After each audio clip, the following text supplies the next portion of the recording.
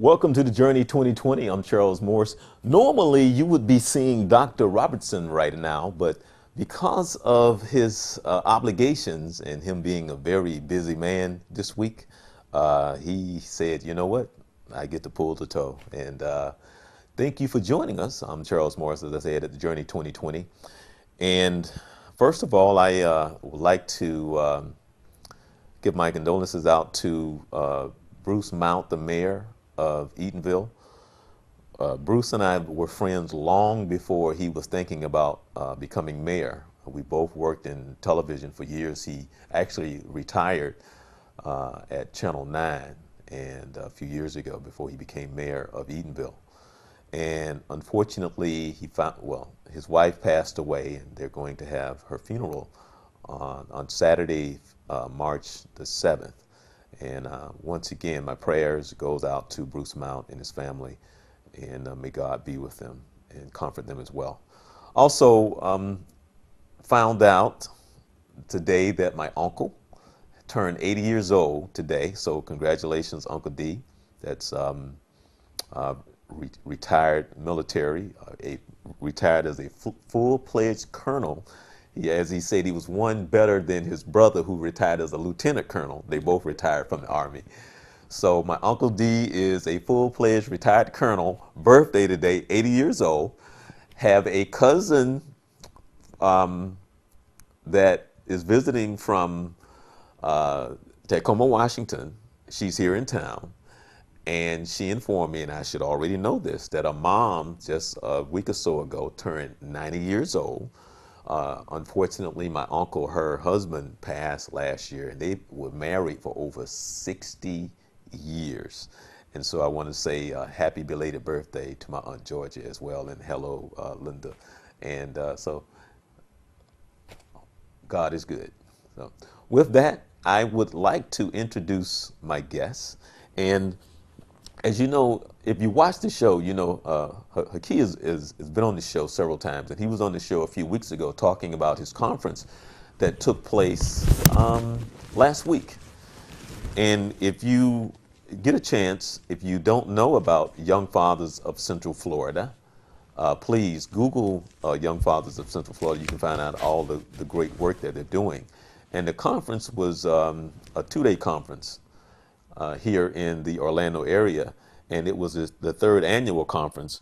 And if you do get a chance to go on the website, the site that you're on now, the Journey 2020, and you can see some of the previous shows to learn more about what he does, as well as going on their website, the Young Fathers of Central Florida.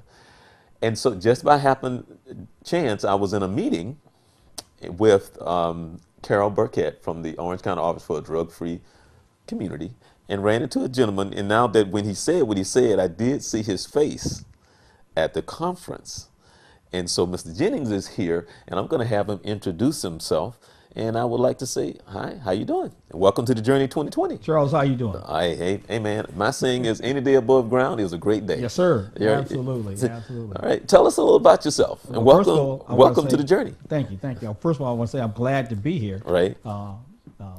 I've heard things about the program, but I was never able to get it or get in contact with you. So it was good to see you at the conference, and I was to hook up yesterday so I get an opportunity to show my face on your show. Well, thank you for taking the time out of short notice to say, hey, you know what? Yeah, I will come on the show. You know, I really appreciate that. Yeah, as you were saying, we met at the conference, the Young Fathers of Central Florida. Haki is doing a wonderful job, him and his crew. Right here in Central Florida, trying to bring young fathers, teen fathers together and bring programs that are going to benefit the community. You know, everything we do is actually for the children. You know, during our lifetime, so many things have happened to take men away from their homes and away from their children, away from their family. So what we try to do, our function in life, is to try to bring them back together, bring them back home, so they can be that example in life that kids need. Daughters, sons, families, they need in order to be successful, or and to build better character and more values in their own self.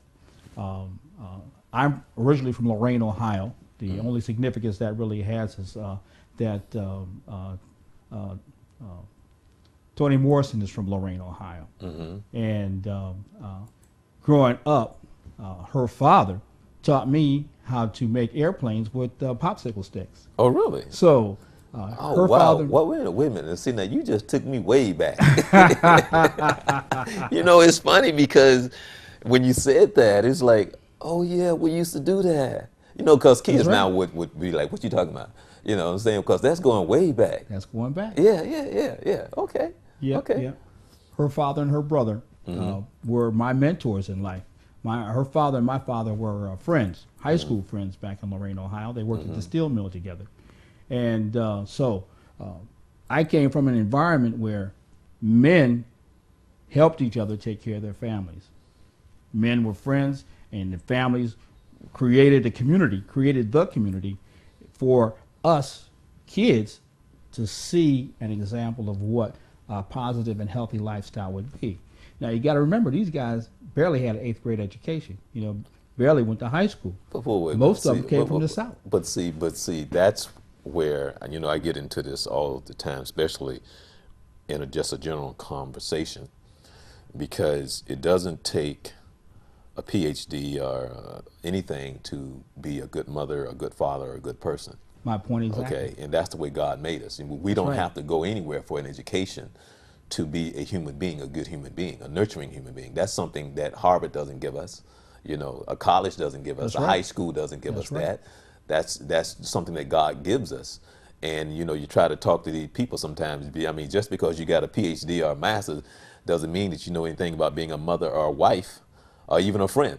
Exactly. But I just had to throw that in there. I'm sorry. Go ahead. No, but that's a good point. That's a very good point. And that's part of, you know, what we're talking about, you know, today. Because as our society has grown, you know, I grew up in the 50s and the 60s. And civil rights to the whole thing. In 1954, I started elementary school. I started kindergarten in 1954. Of course, Okay. you know that's Brown versus Topeka, Kansas. Okay. Okay, so it was started the whole civil rights things for equal schools, equal education for blacks and whites. Okay. Then I went through the Black Power movement, you know, the civil rights movement, the Black Right Power. on. Right on. You. But that's the time period where we learned, men, young men, because the guys coming out of Tuskegee in World War II, they did something great.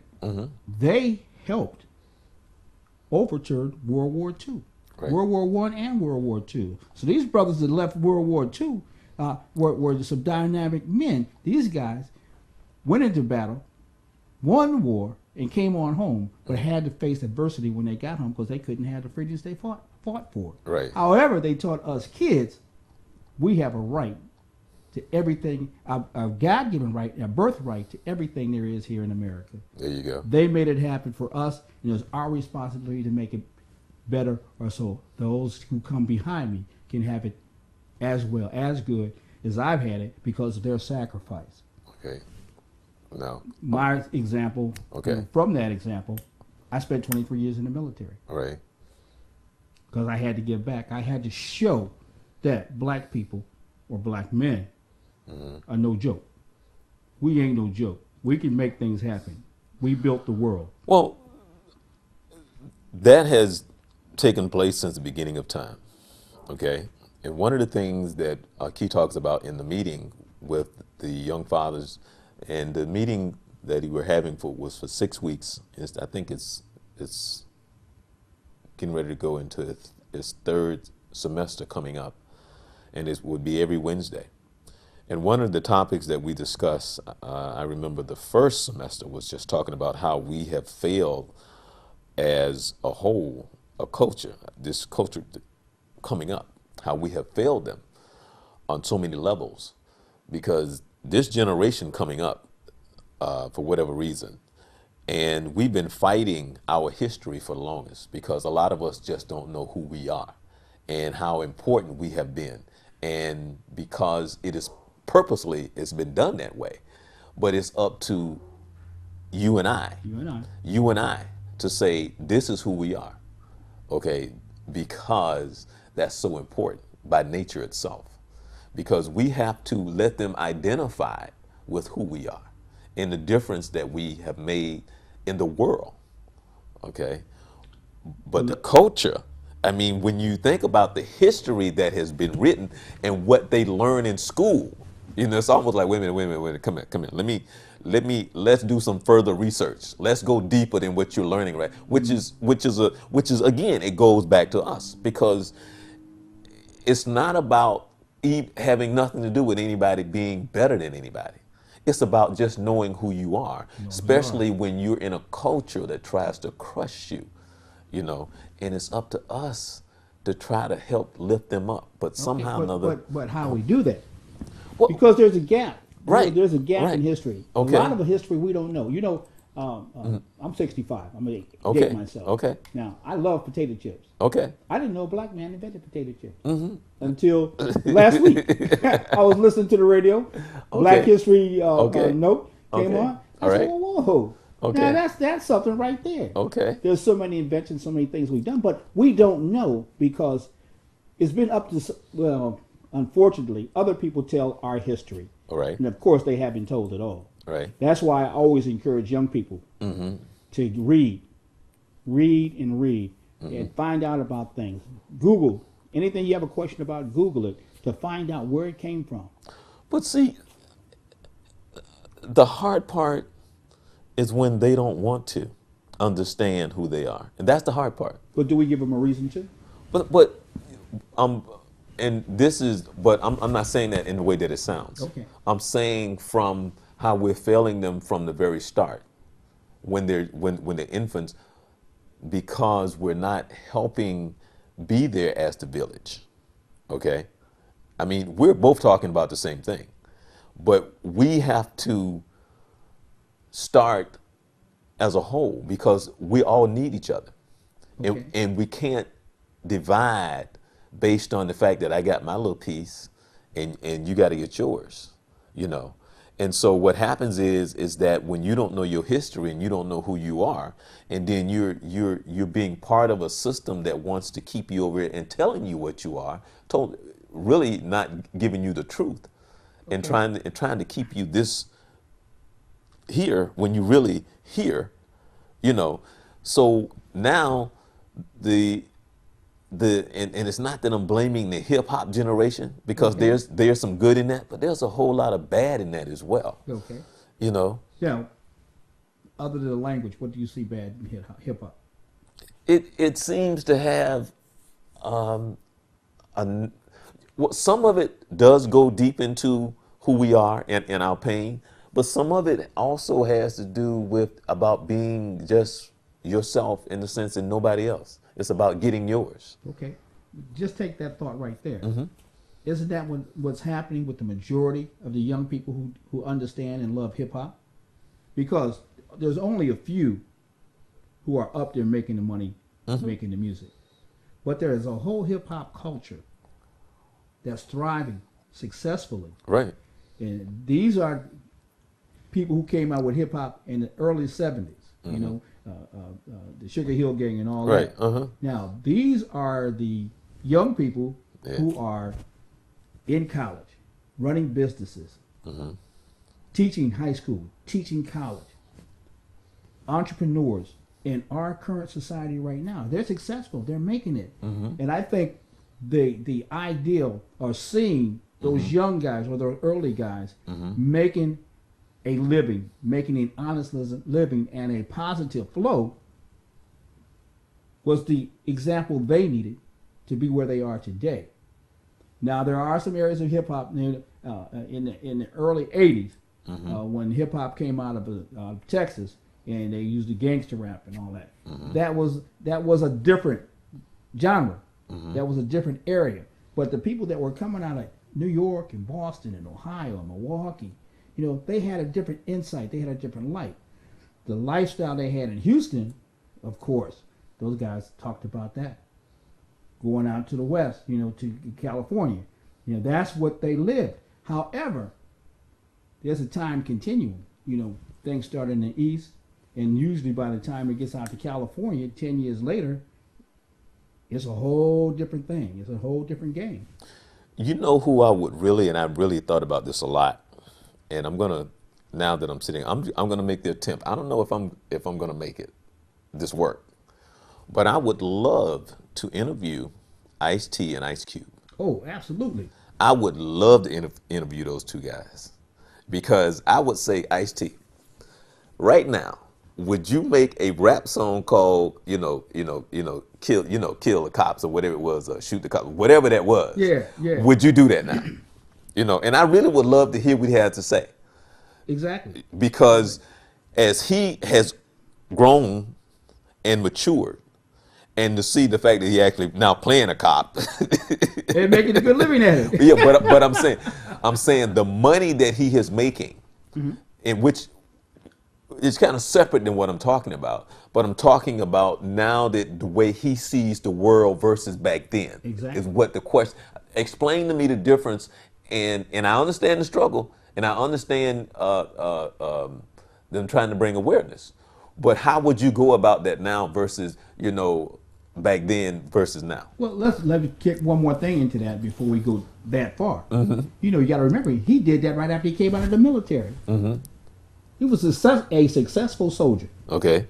Left there, left the hood, went in the army, became a successful soldier, left there, went back to the hood, made them records, became a millionaire, and now he's an icon in TV. Right. Right. And in music. The transition that he went through, I can't even imagine some of the things that he had to do to get there. Right. He said he sold drugs and he pimped and he did this and that. Right. So he did so much good and so much, I don't want to call it bad. Well, yeah, yes you can. Can I call it bad? Yeah. You call it bad. But he ran his game. Right. He ran Okay, his game. game, And okay. he came out at the other end on a flagpole. You see what I'm saying? Right. So, but that was what I was trying to get at when I said the hip hop generation. That's what they're doing. But see, it's funny how life is because you can talk about that and everybody supposedly have a hustle. Now, to what degree or what your hustle is, some hustles are better than other hustles. Yeah. Some hustles can just like maybe get you beat up. Yeah. Some hustles can get you shot and killed. Some hustles can get you put in jail for a very long time. And some hustles can just get you to the top. Okay. But it's just like, okay, you got to have a hustle, whatever that is. So what's the degree or what level of your hustle and how depth you are into your hustle for the success? Well, just take that. And how do you figure out what your hustle is? Well, how do you fall into your hustle? But see, that's the key though. Okay? That's the key. That's the key. Okay? The key is trying to figure out, okay, how can I make this hustle work? Okay. Okay. That's the question that we have to ask ourselves. And then who are you and where are you as far as your dignity and what do you stand for? Okay. Because for some a hustle could be prostitution. Okay? It is. And then Yeah. some will say, I would never do that. I would never do that. I would go over here and I would sell Mary Kay. But whatever that is. But to trying to get to that American dream and whatever that is. And so all of us have a dream that is just different. So how do I achieve that American dream? As you go along the way and you run into the bumps and the highs and the lows and how life is, because again, each day is a brand new day. And here in America, as Don King said, only in America. Only in America. Right. And that's going back to what you said a minute ago about education. A degree doesn't teach you about life. Right. Exactly. It teaches you how to get a job. Right. But don't teach you about life. Exactly. Back in the day, what the guy did a hustle. What the saying was, if I can't work and make it, I'll steal and take it. Right. Well, a lot of them old brothers went to jail. Right. So they had to change that. Right. So now, this younger generation, or this hip hop generation, or the Generation X people, they're learning how to build on Google, how to set up websites and Right. stuff like that. Well, see, and they're making good money. Well, see, the thing is that I got a friend right now, and he talks about it all the time. Because, see, you said something. which made me think about what he said. He said, somebody lied to me. I said, what you mean? He said, somebody lied to me and told me that if I go to school, go to college, get me an education, I get a good job. They lied to me because he said, even though I went to school, I got good grades, I got my education, I got a degree, I've been struggling all my life, Charles. And so basically, the other part of that was it may not necessarily teach you how to get a job. It may not even teach you how to maintain a job. It lines you up to be in line for a job. Okay.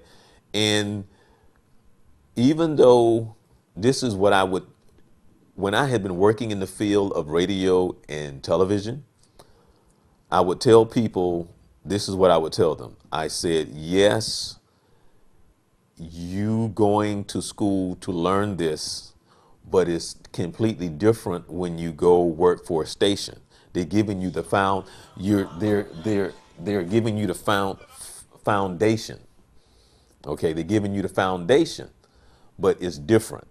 It's very different. It's different from station to station. I agree. Okay, and so you have to figure that out. You're just getting a foundation because what you're learning is not really real in the real world. Mm-hmm. It's just a foundation. But when you go to each station, that's what they're teaching you is not really how it is. Mm-hmm. It's only enough for you to better understand, for you to learn what you need to learn once you get there. Exactly.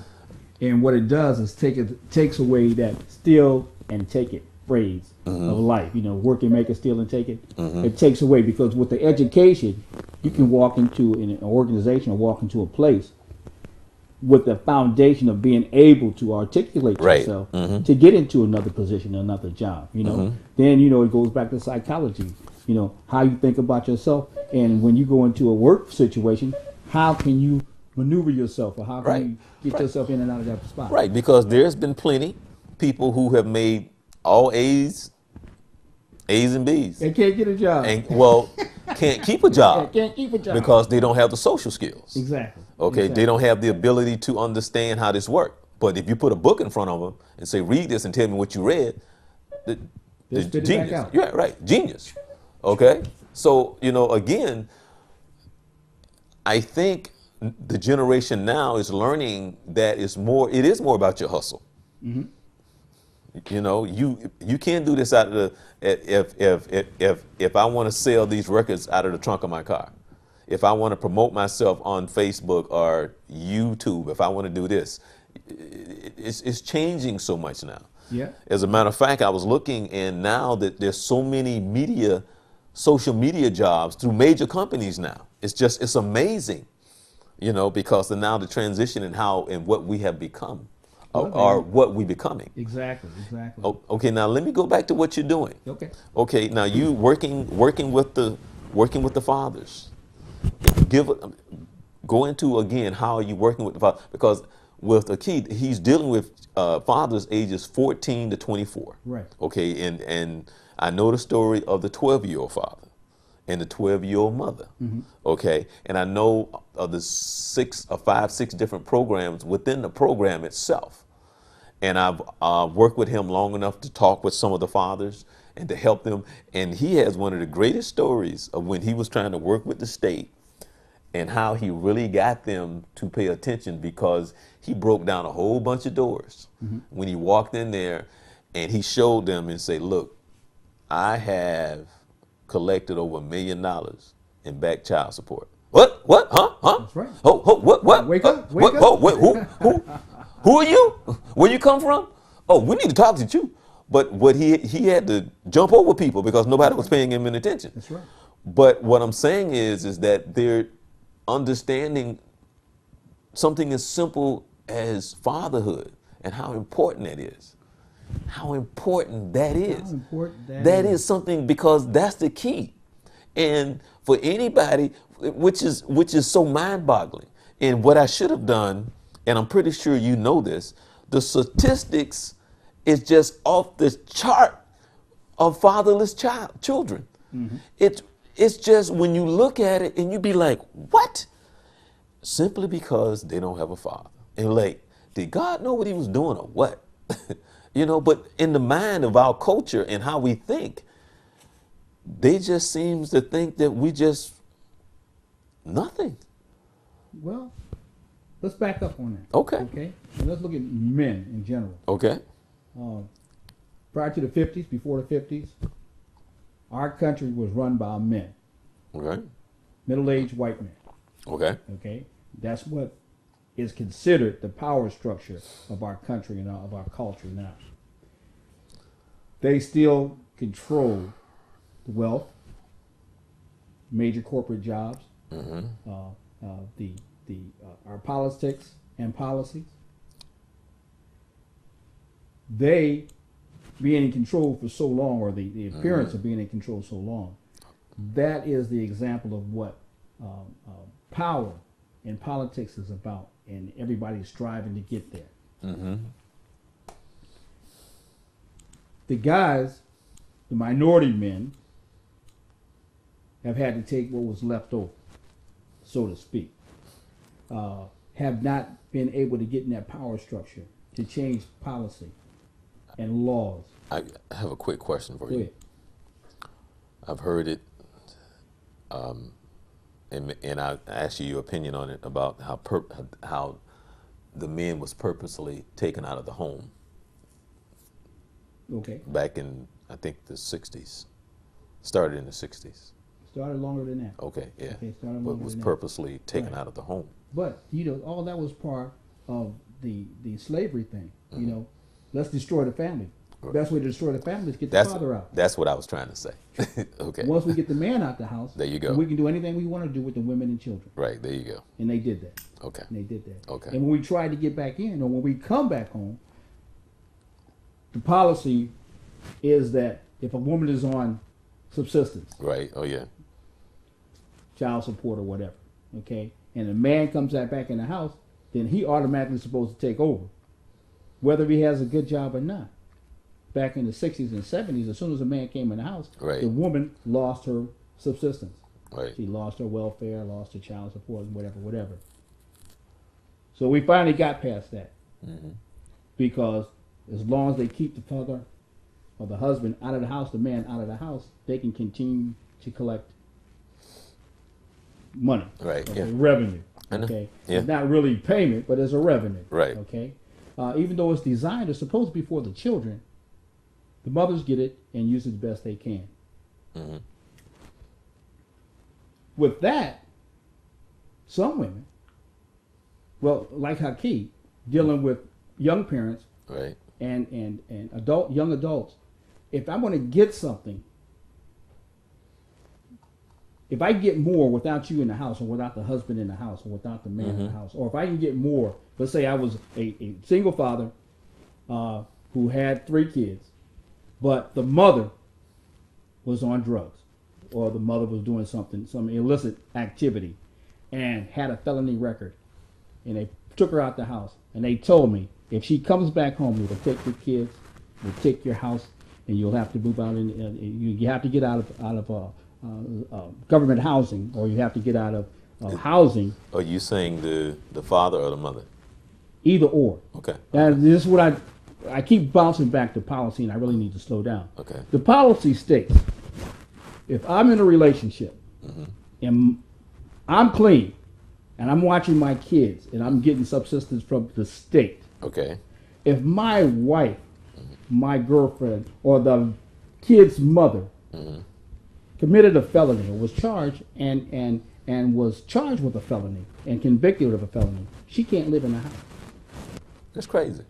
That's crazy, but that's the law. What I'm saying, but it's crazy. It's crazy. Right. Now, I need her, if I want to get a job, I need her to come back into the house, if nothing else, to babysit while I'm going to work. But Right. them's her kids, Right. you know what I'm saying? Right. If the law says she can't spend the night, okay, then we'll find another place for her to live. We'll make some type of arrangements. But I need her Right. in the house. Right. The same thing with the women. They need those fathers in the Right, house. right. If a father ain't got no job, he can still come home and babysit. Right. Haki is dealing with the teen fathers. Right. I'm working with the other guys. Okay. I'm working with the guys who are out there and don't know what to do. Okay. The guys who owe. almost $1 million in child support. Okay. And they're afraid to go home, or they're afraid to get back into a relationship with their baby's mamas, because once they do that, they might get caught, go back to jail for failure to pay child support, and blah, blah, blah. But my thing is to teach them or show them there are programs that if they come once a week or twice a week and babysit their kids, take the kids to the movie or take the kids away or do something, there are programs that will give them credit for child support. Oh, really? Really. And they won't go to jail. Wow. Just to give them credit for being away from their kids all that time. Plus, it allows them to build a relationship with the kids they haven't seen in 5, 10, 15 years. Tell me, what's that like?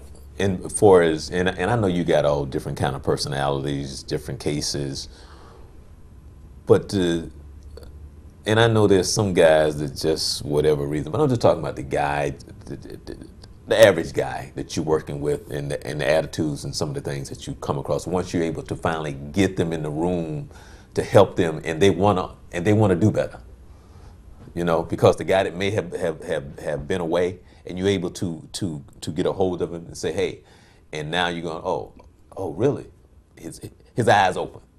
Okay, give me some cases of some of the people that you've worked with and what that was like. Some of the guys I work with are guys just getting out of jail, coming back out of jail. Okay. Who've been in jail 10, 15 years. Right. Okay. Because they have a felony record. Right. But these guys and gals. Okay. Who have a felony record. They can't get a job. Can't go to school. Can't get housing. They can't get. Because they're afraid to talk to people. So if they go and talk to the parole officer and say, look, I'm having a hard time finding a job, that's a violation of parole. You know, if you don't come to your parole officer with 10 or 15, whatever the homework assignment is from your PO, with showing me that you looked for 12 jobs or 5 jobs this last week, these last 2 weeks, that's a parole violation. You know what? It's So who do they talk to? But what I'm saying is, it's just like, were you there the day the gentleman from Atlanta showed the video of his son, a stepson? Oh yeah. The 2 young men that was coming out of jail. Right. Now, he didn't show the second video, but I knew the other gentleman was going back to jail. I knew that. Okay. I already knew.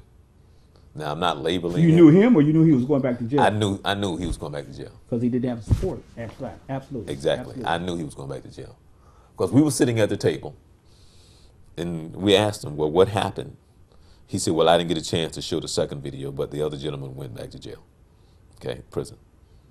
You knew it. Yeah, and think about what he said. The guy got out of one situation, got picked up, same day he got out, went back to jail, and sat in jail for a couple of days so they could figure out when they're going to bring him back to court. Well, that was because, and it's just sad, because the whole time he was in prison, they decided not to charge him until he got out to go and charge him with another case. Those are the guys I work with. Them's the guys I work with. Now tell me that this system is not set up to fail. But fail who? But my question is, how do we fix that? It's almost like, and you know what, I can't say what I want to say. We'll say something close to it. It's almost like, for the people who can make the changes, it's almost like you need to hit them upside the head with a baseball bat. Absolutely. Yeah. Okay. Yeah. So I'm asking. But see, these are the things. Now, I'm working with the guys coming out of jail, but I'm also working with the people who have never been in jail, because they don't see this process. Okay, they don't see that process. They see the guy come out of jail and go back in jail. Right. They don't understand that the system where he was locked up for 4 years, they could have tried him, right, convicted him, and added him another 18 months onto his sentence while he was there. So when he came out, he could be a free man to take care of his woman and his kids. But it's a business. It's a business. Yeah. And It's a business. they used to say crime don't pay. Of course it does. It pay everybody but the black man. Right. But that was, yeah, and I think that now this is something that I truly believe, because we're so quick to label those who have been in and out of prison or jail or whatever. Mm-hmm. I think the only real difference between the ones who are now successful in life that didn't go to prison was just simply because they didn't get caught. And I think that's the difference, because everybody has done something. Everybody's always done something stupid when they were a kid. And I'm not talking about the hardcore guy. I'm not talking about I'm talking about when you're a kid, sometimes you just do stupid stuff. Because when I sit and talk with kids, and I know it was God looking out for me. Because, I mean, where I come from, it wasn't that I was doing anything. I was just with them. I was in the car. You was there? I was in the house, just sitting there. And I know when you naive, something as simple as my cousin was the biggest drug dealer in Duval County, the second biggest drug dealer. I went to visit him. Hadn't seen him in years. My brother said, "Come on, let's go over here and see such and such." I said, "Oh, okay." So I drove my car. My brother drove his car. My brother got out first, walked in the house. I was in the car doing something. And I guess my brother didn't tell him I was walking in. I knocked on the door. He opened and closed it. I knocked on the door. He opened and closed it. Knocked on the door because he trying to see who it is. Yeah. He answered the door. He peeping out. He got a gun in one hand. He looking, walking in. Hey, man, it's me. Oh, man, come on in, come on in. Now, I'm walking in. Mm-hmm. He making his crack cocaine all over the living room, right? So I'm like, "Hey, cuz, how you doing?" But the whole point of it was, I'm there saying hi to my cousin. Don't have nothing to do with what's going on in that house. Then he asked me, "Hey, man, you want a TV?" And I'm like, not even thinking about like, "Oh, you want to give me a TV?" "Yeah, here." I go like, "Oh, okay." Just like that. And then I looked at him and said the dumbest, stupidest thing in the world. I was like, "Where's the remote?" I never will forget the look he gave me. Yeah, how naive is that? How naive is that? And I never will forget the look. He looked at me like, "Man, when I took the TV, I wasn't looking for no remote." It was that kind of look. Later on, I figured that out. Like, oh, but that's how stupid I was. Duh. But I'm just saying, it's just little situations like that where you in the car and they're smoking reefer and you just hanging out because that I didn't smoke it. I just used to roll down but I'm just saying it's the blessings, and you can't tell me for yourself. The only difference is that you just didn't get caught. For a lot of us. Well, even let's add this. I have a young man in school, high school, walking to school, him and another dude, and they decided to smoke a blunt on the way to school. All right. Now, a teacher saw him. They didn't catch him, but they saw him. Right. So they're in school. Of course, the blunt's gone. They did what they was going to do, and they gone. They get to school. The teacher says, "Didn't I see you smoke a blunt? You're in so-and-so, blah, blah, blah, blah, blah, blah." Rather than say, "No, it wasn't me," he's naive. The kid's naive and wants to be honest. He wants to be a man. Want to man up. "Yeah, it was me." They kicked him out of school and put him on probation. Now, what's that about? What happened to second chances? What happened to just talk to a kid and let him go? But see, that's why I know that I couldn't work in the school system now, because I won't even that's a whole nother show. Dr. Robinson always talk about, whenever we do a show, there's always a show in a show, because we end up talking about something and be like, you know what, that's a whole nother show. But that whole thing of just one of my mentors who retired out of the city of New York as a police detective always talked about a lot of his arrests wasn't arrests that should have been, it was more people who needed help. Talking about people who are on drugs, and we're not talking about the hardcore guys. Right. Okay. That's not what we're talking about. We talk about the low-hanging fruit. Right. And so, and he just said, they need help. This is not helping them. These are not people going out hurting people. These are people hurting themselves. They're breaking a law that is just meant to put people behind bars for, you know, whatever reason. And it's a business. It's a business. It's There a it is. business. That's it. And it has nothing about rehabilitating me. It has nothing about caring about, you know, it's the system to keep me down, and because you're labeling me and you're telling me this is who I am and this is where I belong, and you trying to give me my value and my self-worth because this is what you say I am. And that's really what it is. That's what it is. But that's what the system is doing to our kids, Right. our young men and young women. That's what the system's doing. That's the new slavery. You know what I'm saying? Jail is the new slavery, is the new mental health institution, is the new whatever, because once you put somebody in jail, the money starts kicking. The money starts kicking in. Same $52,000 it would take to put a kid through school. Same $52,000 they put into the criminal system per prisoner. That's easy money. That's easy money. But see, I think that our system as a whole, as a culture, think that way. Because I always say the only reason that politicians get away with what they get away with because we allow them when they're supposed to work for us. Exactly. This system is designed for us, but it's only a few that run it. And so because of our mindset and because how we see each other, and even for one of the biggest problems that we have is people of color, is how we see ourselves.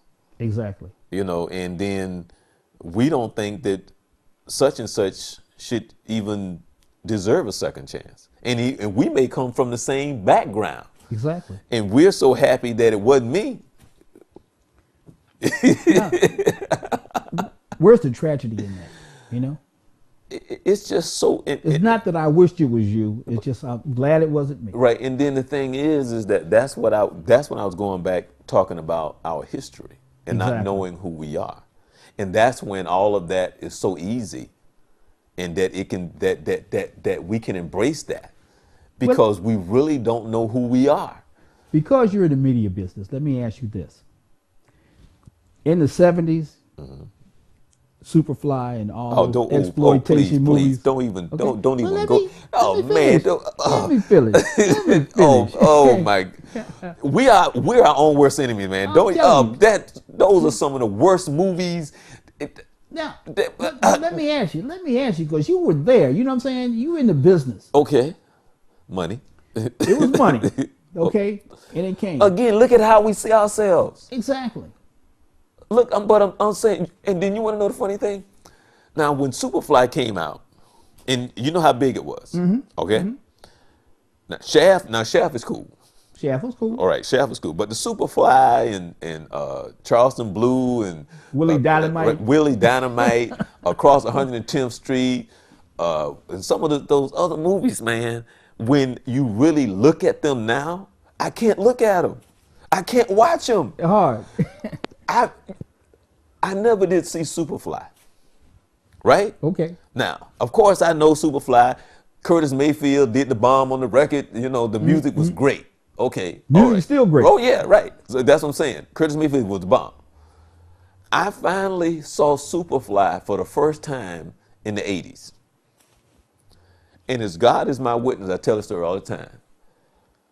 The credits was rolling, and I'm going like, when is this movie going to start? I'm serious. I'm sitting there watching it for the first time, and I'm sitting there, and the credits rolling, and I'm going, when this thing gonna start? Because this movie stupid as all get out. It's stupid. I didn't get it. That was a terrible movie. And I'm like, look at how we see ourselves. It's just like, and it's something that Akeem talks about all the time. He said that he had 50 jobs for these young men. Out of the 50, 30 of them couldn't pass the drug test. So they don't have to do anything to us no more. It's what we do to ourselves. Exactly. And it's just sad because it's almost like, where do you start? You know, it's just like you can plant a little seed and then you have to get to that mindset. Because when you do what you do, you have to have you can't get frustrated because I got another friend because I've been working with kids for a long time, and I had one friend call me in the around 2002, 2003, somewhere around up in there. She from Cleveland, Okay. who I was telling you about. The mother went through and became a teacher and left Cleveland, went to New York, and was in the school system for a long time. And she had become so frustrated with what was happening in our culture. And I can't say her exact words, but she called me up and she said, "I'm just done. I can't take them anymore." And she used a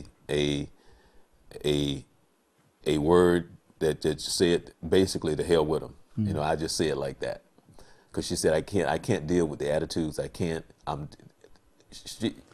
She, she was just so, because she understood what they were doing to themselves. Okay. You know, and I'm like, wow, it's bad because sometimes it's so difficult simply because when you see a young person that doesn't even have the respect for an elderly person just in the room, it just does something to you. But that's what I was trying to say.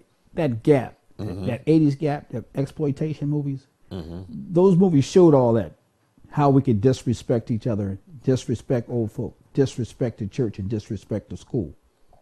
Now, we lived through that, and we know that was just in the movies. But these young kids, they grow up with the movies. They grow up with TV. That's all they see. That's Right. their father. Right. That's their father.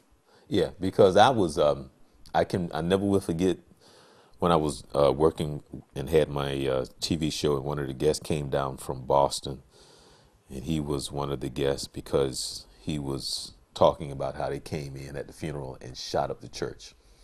Now, for us, black people, that's like a no-no. Yeah. Oh, I mean, you go into the church doing a funeral and shoot up the church. you supposed to die and go straight to hell. You don't do that. You just don't do that. And for anybody that you just see just stealing from the church, you'd be like, you know what? It's like, wow, because that's just not how who we are. But times have changed so. And I take my hat off to, what you're doing, because one of the things that I learned is that how God places people in different places to do his work. Because one of the things, I used to work at a 7-Eleven when I was in college.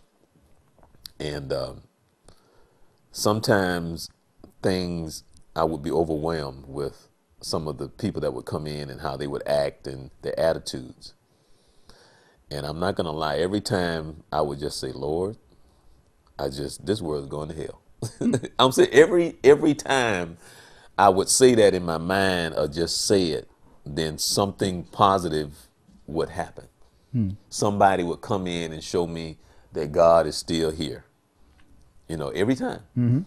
Every time. And so it's just that it just takes a little bit more time, a little bit more prayer, and a whole lot more prayer, whole lot more prayer. But it's your job, because you see some of the, and I would say, and I'll put it like in some of the worst of the worst, in the sense of the attitudes are a situation, because there's nothing worse. When you see a child and some of the things that is taking place, because that's one of the problems with the school system, because they don't know what those kids are dealing with once they go home. No, they don't. They don't have a clue. No, they they don't. can't relate to some of the stuff that these children have to deal with. And talking about where they need to pick up a book and study. And I'm like, what? Some of them can't even go home to a meal. That's right. Some of them go home to abuse or drugs, and seeing Absolutely. the mom being beat up, seeing this and that, seeing mom with another mom, seeing all this madness, and they want to act like, well, and not that they have to try and fix it, but you need to have a better understanding of it, And so When I first came down here, I did volunteer work with the Garden ad litem system. My first case was 2 toddlers, not even 1 and 2. Okay, and they came out of a situation where the school system thought they were in a bad place. Removed the kids where they thought and put them in a situation where they thought they were in the best. 3 months later, found out it wasn't that way. Now, those kids, not even 1 and 2, had to go through that traumatic experience. Mm-hmm. They're 4 and 5 now. Do you know that's still with them? Oh, They're well, still not normal, or whatever we think a normal childhood is, or what kids Mm-hmm. are supposed to be at 3 and 4 now. right. They have a thing where they run. Mm-hmm. You know, whenever they get nervous or confused, they just run in a circle. They just run. They make the circle bigger and then make it smaller and run bigger and bigger. But that's traumatic. But the school don't know what's going on in the home. They make a judgment call. Take the kids. You know, and then That kills me. That kills me. well, that's what I'm saying is because, you know, a lot of it sometimes there's just so much. You know, when I talk to the kids now and I try to explain to them, one of the when I had my summit, I did a show on when you suspended or expelled, what are some of your other options? And I was at a school, I was at a church that actually took the kids in when they were suspended or expelled. And I had people from the Orange County School Board on the panel and was talking about what takes place and what are the options, and to just hear some of the reasons why these kids got suspended. And you try to tell them, because when I was in school, you went down to the dean of boys, they sat there and they decided what they wanted to do with you, whether or not they wanted to paddle you, or whether or not they just wanted to make you stay after school, or whether or not you was going to get suspended. And a lot of times it was based on, because the school kind of knew you. Yeah. You know, they kind of knew your personality. They may not have known your parents, but you know, may have built a relationship with the guidance counselor. They may know the dean of boys and sister principal or whoever, because all of it, you know, that's who you went to see. But now it's a no tolerance. If you do this, you're gone. If you do that, it's just automatic. There's no discussion. There's no nothing. It's just you just gone. And so, The killer part is, okay, right, for me, right. is that they don't know how to talk to kids. Well, no. They don't know how to talk to teenagers. I mean, when cops tasing 5-year-olds, come on. What's that about? You know what I'm saying? You know, I mean, what happened to just talking a candy, ice cream, or just, I don't know. It's a 5-year-old. They can't talk to a 5-year-old. Right. What's that about? But some of these people have these college degrees and all this education and training, and they're put in a position of authority. Which is scary. Whatever that means. Right.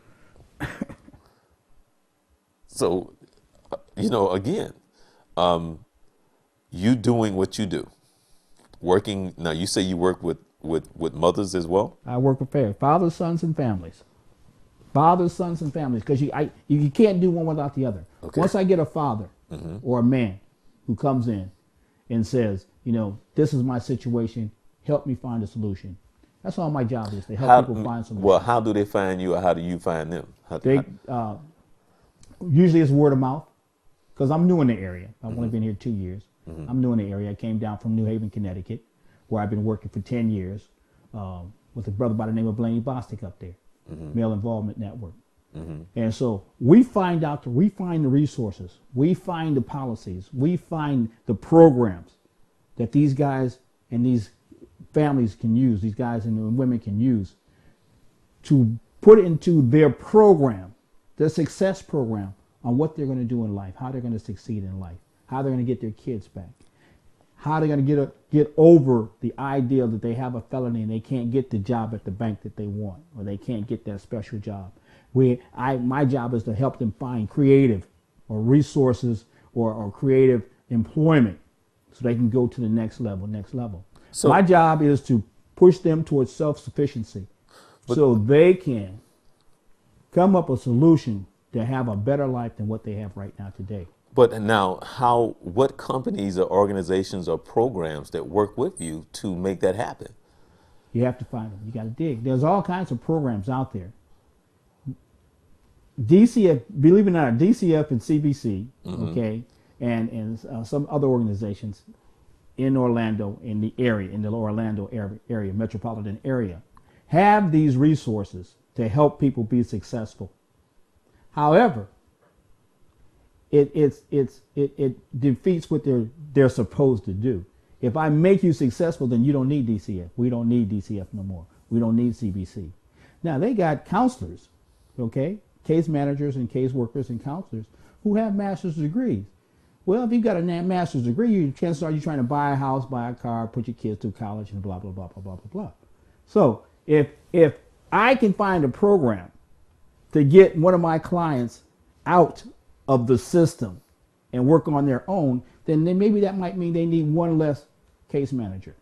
They need one less master's person to work in the field to help the community or help these people with problems out. I'm defeating their purpose. I'm working them out of a job. But that's not true because there's too many. They don't see it that way. That's too many. It's an overflow. You can't tell me It's there's an not overflow. overflow. You can't tell me that. Let's look at the program. Okay, the program is a counselor program. You got to have a certification. You got to have your hours of working. Blah blah blah blah blah blah. When I came in the field in 1976, you didn't have to have a degree to do this work. Mm-hmm. All you had to do was have a desire, a clean record, and be respectful to people. And you can take them out, find them a job, find them a home, find them whatever they need to become successful or get them on the right track. Right. Well, the system changed. Mm-hmm. People who don't have the social skills or personality to work with people, all they need is a degree to say they can do this. They can do this work. So, a person who has the social skills with a high school diploma can't get this job. A master's degree person or a PhD is not needed to drive people to a doctor's appointment, drive people to take a driver's test, or drive people to do voter registration. Need a guy with a high school education or a one-year college, or somebody who just needs a job. Mm-hmm. Masters makes $52,000, $60,000. Well, I can hire two guys, or maybe three people who only have a high school diploma off $120,000. So now I'm building up the workforce. You know what I'm saying? I'm building up the community with people who can become successful. Mm-hmm. Because they can now get a job. You know, they have a job. They feel good about themselves. You know, if you feel good about yourself, you're going to buy a house too. You're going to buy a car too. You're going to buy furniture. You're going to buy some nicer clothes for your kids. You're going to put them in a better school so they can have an opportunity. So what I do, I help them build opportunities. Look for opportunities for yourself. Wow. So it's a good plan. Right. What I'm doing is good, but I can only help 10, 15 people at a time. Like you said, we got hundreds of thousands of people we got thousands of people right here in Central Florida who need that assistance and help.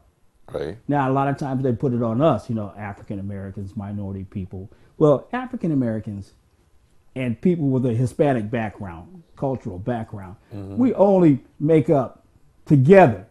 We barely make up 35% of the total population, which means the majority of the people that need the help are Caucasian. Okay. But if they're not helping themselves, if Caucasians are not helping themselves, how are they going to really help us? Wow. Hey. If a man comes into my office and says, I need help, I need to find a job, I need transportation to get to a medical appointment, or I need a medical appointment, that's my priority for the day. A lot of what I do is pro bono. I don't get paid for it. Wow. Because there's a need out there. Right. God's been good to me. I retired from the Army in 1993. Okay. A lot of what I do was with my retirement money. You know, Right. I did okay. I did okay in my life. I didn't do great, but I did okay. Okay. As a young soldier, I threw a lot of my money away. You know, wine, women, and song. I was out there doing what soldiers do. Yeah, right. I lived a man's life all my life. Not soldiers. What we do. What we do. Yeah. So, but I still did okay. Right. So that's what God gave me is what I'm using Okay. to help people. But like you said, there's thousands more. You know, I really applaud you. You know, like I said, God places His angels, and you know, I've seen it time and time and time again. It takes special people to do what you do. I was just telling somebody the other day that I'm working on trying to get my father out of this home, and it takes special people to work with people, you know, like that. It takes special people to work with special needs people. It takes special people to work with people who are mental, and it just takes that person and how God placed them. And so coming from where I came from and understanding some of the things, and I didn't grow up in New York City and Detroit or Los Angeles.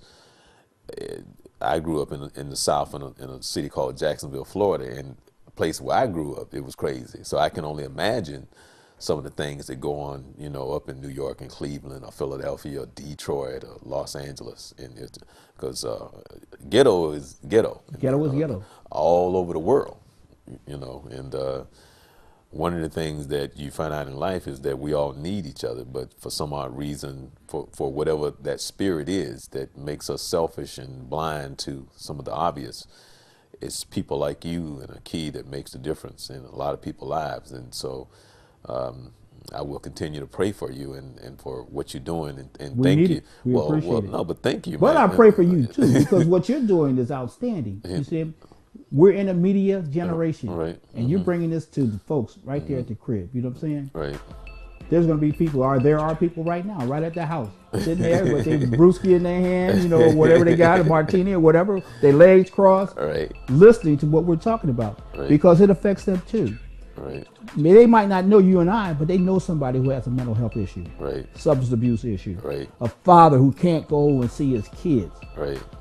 brother afraid of trying to look for a job because he owns child support, afraid to talk to his girlfriend or his baby's mama because they have a beef, because they don't know how to bridge that communication gap. You know, if you got kids, you got to find a way to talk. Right. No matter. Right. That's it. Whatever happened in the past happened in the past. You can't cry over spilled milk. Spilt milk. You know what I'm saying? Right. The old saying, you can't miss what you can't measure. It's gone. It's gone. Build a new relationship. Build a new relationship about the kids. Right. Well, what I would like to do is I actually invited, a key to come on the show, but he's in Jacksonville. Your town. yeah, he's in Jayville. But I would like to invite both of you.